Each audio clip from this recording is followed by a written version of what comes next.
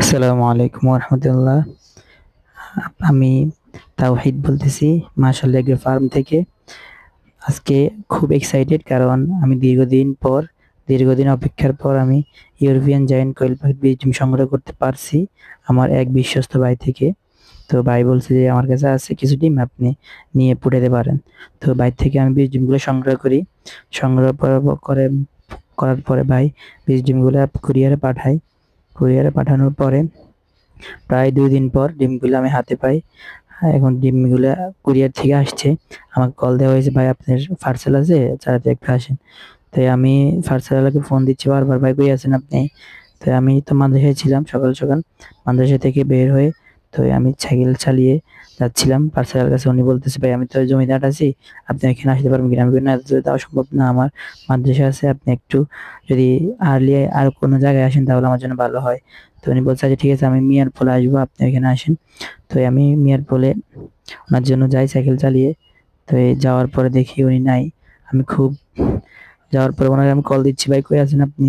উনি বলছে যে, "ভাই আমি ৫ মিনিট লাগবে আসতে।" আমি বলছি, "ভাই আমার তাগাদা আছে, একটু তাড়াতাড়ি আসেন, আমাকে যেতে হবে আবার মসজিদে নামাজ পড়াইতে, আপনি একটু জলদি আসেন।"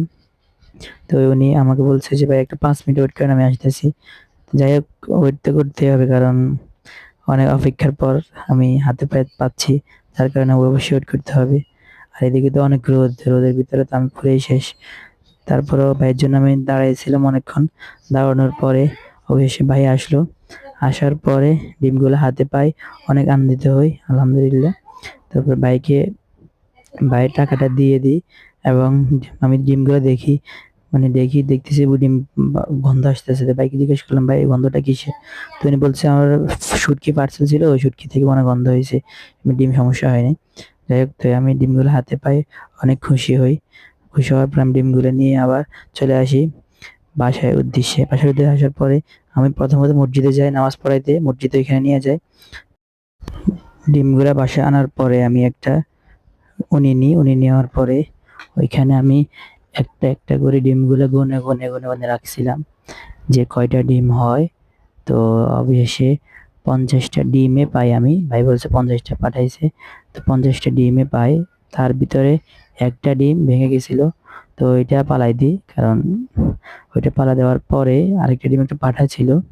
তো ওইটা বাসায় নিয়ে এসে আমি ওইটাকে দেখি ওইটার ভিতরে কি সত্যি বীজ ডিম আছে কিনা। তো আমি ওইটাকে নিয়ে আসার পর ঘরে নিয়ে আসার পর দেখতেছি ওইটা বীজ ডিম আছে কিনা। বাসায় নিয়ে এসে আমি ডিমটা ভাঙি। ভাঙার পর আমি দেখি মাশাআল্লাহ ডিমটার ভিতরে বীজ ডিম হয়েছে। আপনারা লক্ষ্য করে দেখতে পারবেন সাদা গোলাকার দেখা যাচ্ছে। ওইটাই বীজ ডিম, মূলত ওইটাই বীজ। তো আমি খুশি হইলাম যে যাক, মাশাআল্লাহ ডিমগুলো বীজ ডিম হয়েছে।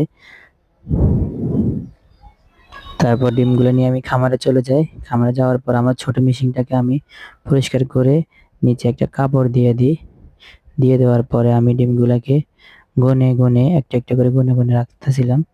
সবগুলাকে সুন্দর করে আমি সিরিয়ালে সারতেছি। রাখার পর আমি খামারে যে একটা বাটি ছিল, বাটিতে পানি দিয়ে বাটির নিচ বরাবর আমি দিয়ে দিলাম, যাতে করে ডিমগুলো আর্দ্রতা পায়। তারপরে সবকিছু অ্যাডজাস্ট করার পরে দেখি যে কারেন্ট নেই। এই কারেন্ট নাই, যে পরীক্ষা করবো কিনা, কিভাবে যে চলতেছে কিনা। তো তারপরে দিয়ে চলে গেলাম। পরে আসার পরে কারেন্ট আসলো। আসার পরে দেখতেছি না, সবকিছু ঠিকঠাক আছে, কোনো সমস্যা হচ্ছে না। তো দোয়া করবেন আল্লাহ তাআলা যেন এখান থেকে ভালো ফল পাই ইনশাআল্লাহ। এই নোয়াখালীতে প্রথম আমি বীজ ডিম আনলাম ইউরোপিয়ান জায়ান্ট কোয়েল পাখি, আর কারো কাছে নেই ইনশাআল্লাহ। যদি আমি এটা থেকে রেজাল্ট পাই অবশ্যই আপনারা আমার থেকে নিতে পারবেন। দোয়া করবেন। আল্লাহ হাফেজ, আসসালামু আলাইকুম। ইনশাআল্লাহ দেখা হবে আবার, যখন বাচ্চা ফুটবে ইনশাআল্লাহ আপনাদেরকে আপডেট জানাবো অবশ্যই। আসসালামু আলাইকুম রহমতুল্লাহ।